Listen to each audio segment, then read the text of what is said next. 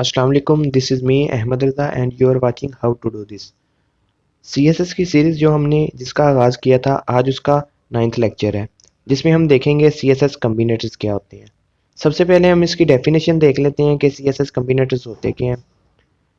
ये सेलेक्टर्स के दरमियान रिलेशनशिप को बताते हैं। जैसे कि मैंने पिछली वीडियोज़ में कुछ सीएसएस कम्बिनेटर यूज़ किए थे, ठीक है। तो हम आज उसका देखेंगे कि हम यूज़ कैसे कर सकते हैं। सबसे पहले इसकी डिफरेंट कम्बिनेटर्स देख लेते हैं कि सीएसएस में कौन कौन से होते हैं। चार तरह के हमारे पास डिफरेंट कम्बिनेटर्स होते हैं। सबसे पहले है डिसेंडेंट सिलेक्टर, ठीक है, जिसे हम लिखेंगे स्पेस के जरिए। चाइल्ड सिलेक्टर है, जिसको हम लिखेंगे greater than. Adjacent sibling selector है, जिसको हम लिखेंगे प्लस के साइन के साथ।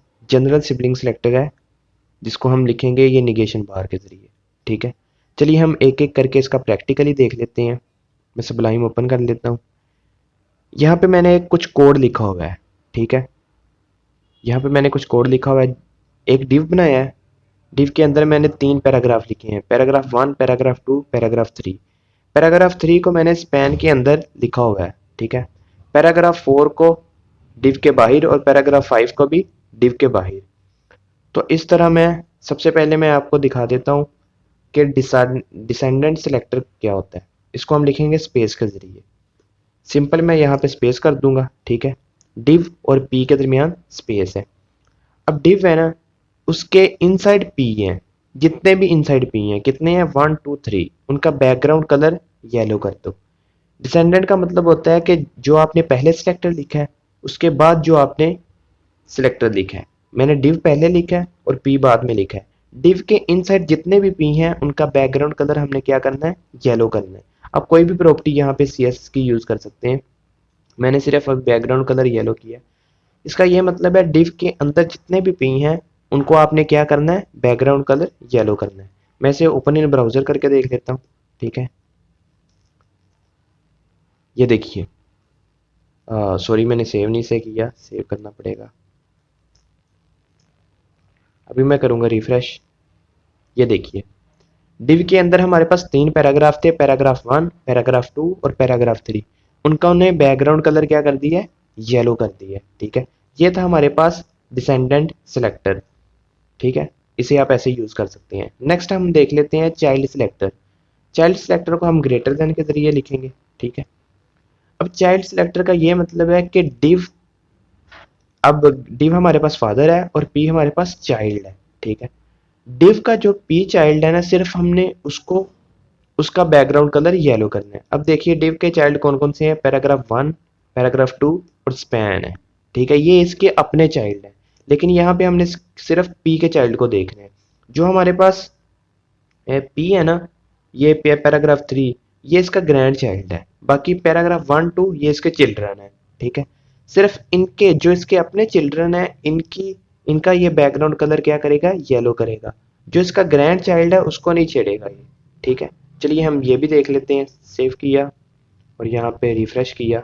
ये देखिए, उसने पैराग्राफ 3 का बैकग्राउंड कलर येलो खत्म कर दिया है। सिर्फ 1 2 हमारे पास रह गए हैं, जो कि उसके अपने चाइल्ड से।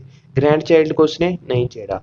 ये भी हम यूज कर सकते हैं कि अगर हम चाह रहे हैं कि जो सिर्फ डिव के चाइल्ड है सिर्फ उनका कलर चेंज हो, या कोई भी हम सीएसएस प्रॉपर्टी यूज करें तो इन पे अप्लाई हो, बल्कि स्पैन का जो चाइल्ड है उस पर अप्लाई ना हो, तो हम ये चाइल्ड सिलेक्टर यूज कर सकते हैं।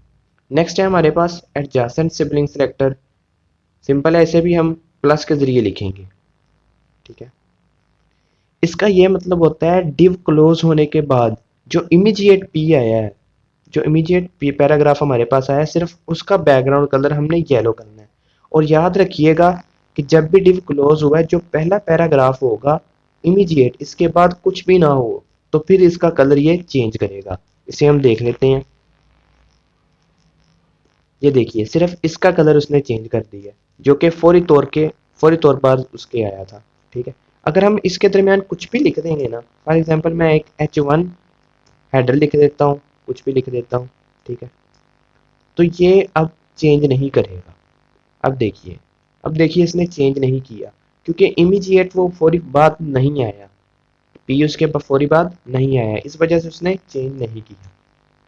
तो ये ध्यान में रखिएगा कि अगर आप इसका चाह रहे हैं कि जो फौरी तौर पे बाद इसकी आया, तो आप ये सिबलिंग करैक्टर यूज कर सकते हैं, सिबलिंग सिलेक्टर। ओके, नेक्स्ट है हमारे पास जनरल सिबलिंग सिलेक्टर। इसके लिए मैंने एक अलग कोड लिखा है जिसमें मैंने एक पैराग्राफ ये बनाया है, डिव डिव के अंदर कोड, ये कोड का एक टैग यूज होता है पैराग्राफ, फिर पैराग्राफ। अब ये मैंने यूज किया हुआ है जनरल सिबलिंग सिलेक्टर, ठीक है, निगेशन बार के जरिए। अब सिंपल ऐसे भी यूज करना। अब निगेशन जैसे ही ये नाम से जाहिर है, जनरल सिबलिंग सिलेक्टर, जो अपने सिबलिंग होंगे, जैसे कि कोड और पी आपस में क्या है, सिबलिंग है, ठीक है, इनका बैकग्राउंड कलर क्या करना है, येलो करना है। डिव के इनसाइड जो ये वाले हैं इनको नहीं छेड़ना, बल्कि ये जब भी बाहर इकट्ठे आएंगे तो इनको चेंज करना है, ठीक है। अब आप देख सकते हैं कि यहाँ पे सिंपल पैराग्राफ है, अब इसका कलर चेंज नहीं होगा, ठीक है। यहाँ पे ये देखिए ये सिबलिंग है, इकट्ठे आए हुए हैं, पहले पैराग्राफ है, फिर कोड है, फिर पी है, तो हमने सिर्फ पी को चेंज करना है, कोड को हमने चेंज नहीं किया। पी जो इकट्ठे आए हैं सिबलिंग है आपस में, उनके कलर क्या करने हैं, येलो करने हैं, ठीक है। अभी हम इसे चेक कर लेते हैं, सॉरी सेव कर लूँ इसे।